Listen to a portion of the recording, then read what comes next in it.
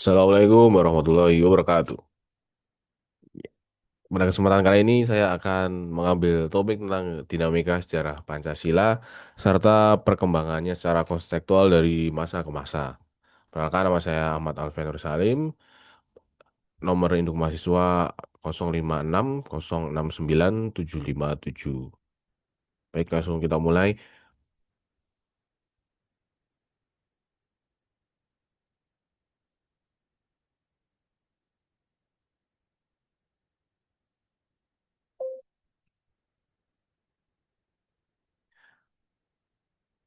Kali ini kita akan melihat konteks sejarah perkembangan Pancasila dalam 5 era, dan kita akan menelusuri bagaimana dasar negara kita bertahan dan diinterpretasikan di tengah dinamika politik di Indonesia.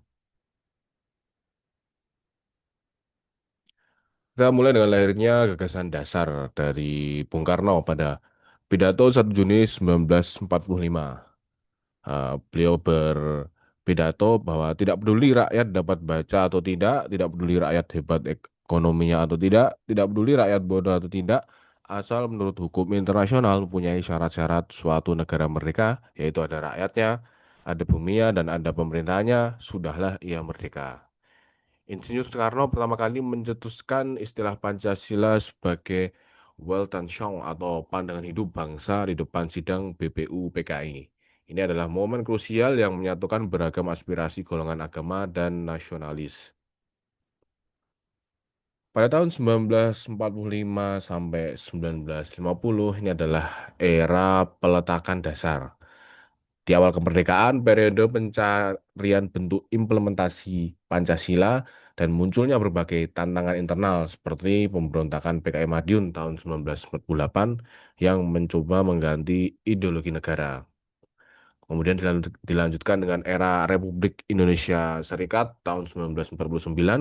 Indonesia beralih menjadi negara federal. Meskipun begitu, konstitusi berubah menjadi konstitusi RIS. Nilai-nilai Pancasila tetap menjadi fondasi moral dalam kehidupan bernegara secara luas. Tahun 1950 sampai 1966, eksperimen politik. Di masa-masa ini terjadi beberapa kali eh, eksperimen atau percobaan mencari komposisi politik yang tepat untuk negara ini. Yang pertama yaitu demokrasi liberal tahun 1950 sampai 1959.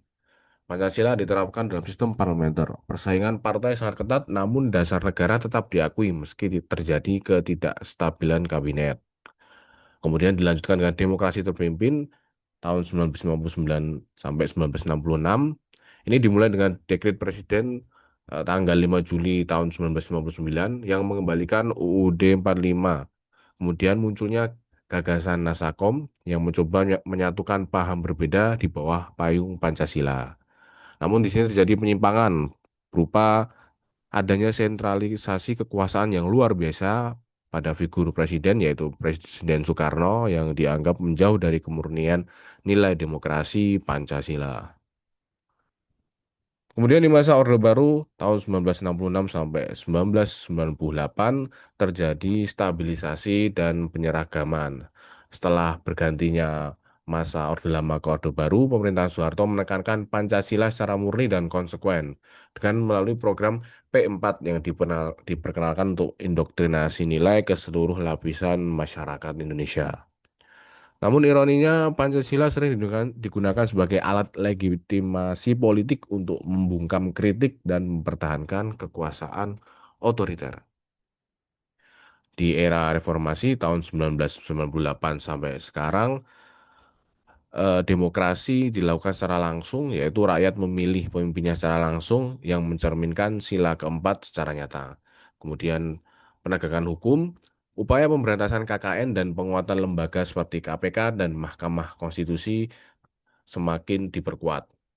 Kemudian adanya kebebasan pers, yaitu keterbukaan informasi dan hak berpendapat dijamin sebagai bagian dari kemanusiaan yang adil. Di sini saya mengambil fokus peristiwa yaitu gerakan reformasi pada bulan Mei tahun 98. Aksi mahasiswa dan rakyat yang menduduki gedung DPR MPR RI itu merupakan bentuk puncak ketidakpercayaan terhadap rezim otoriter. Dalam peristiwa reformasi tersebut kita dapat merefleksikan nilai Pancasila, yaitu sila keempat, kerakyatan yang dipimpin oleh hikmat kebijaksanaan. Reformasi membalikan kedaulatan ke tangan rakyat melalui sistem pemilu yang jujur dan adil. Sila kedua dan lima, kemanusiaan dan keadilan sosial. Tuntutan reformasi adalah menghapus diskriminasi dan kesenjangan ekonomi akibat praktek korupsi, kolusi, dan nepotisme atau KKN. Pancasila bukan sekedar sejarah untuk diingat, melainkan kompas moral yang harus kita hidupi setiap hari agar bangsa ini tidak kehilangan arah. Pelajaran penting yang dapat kita ambil di sini adalah kekuasaan tanpa pengawasan nilai Pancasila akan cenderung korup. Reformasi mengajarkan kita keberanian untuk meluruskan jalannya bangsa. Kemudian, apakah relevansi nilai-nilai tersebut bagi generasi muda? Di sini ada relevansi berupa pertama literasi digital, yaitu sila ketiga persatuan, relevan untuk melawan hoax dan polarisasi di media sosial dengan mengedepankan persatuan. Kemudian nilai etika berpendapat, yaitu menggunakan kebebasan reformasi dengan tetap menjunjung tinggi sila kedua, yaitu kemanusiaan yang adil dan beradab. Kemudian integritas, melawan korupsi dari tingkat terkecil demi terwujudnya keadilan sosial pada sila kelima. Demikianlah yang dapat saya sampaikan mengenai perkembangan fase Pancasila dari masa ke masa, kemudian nilai-nilai yang bisa diambil serta relevansinya untuk kehidupan kita sekarang. Mari terus mengawali nilai Pancasila, mari terus mengawal nilai Pancasila dalam keseharian kita. Terima kasih. Demikian, wassalamualaikum warahmatullahi wabarakatuh.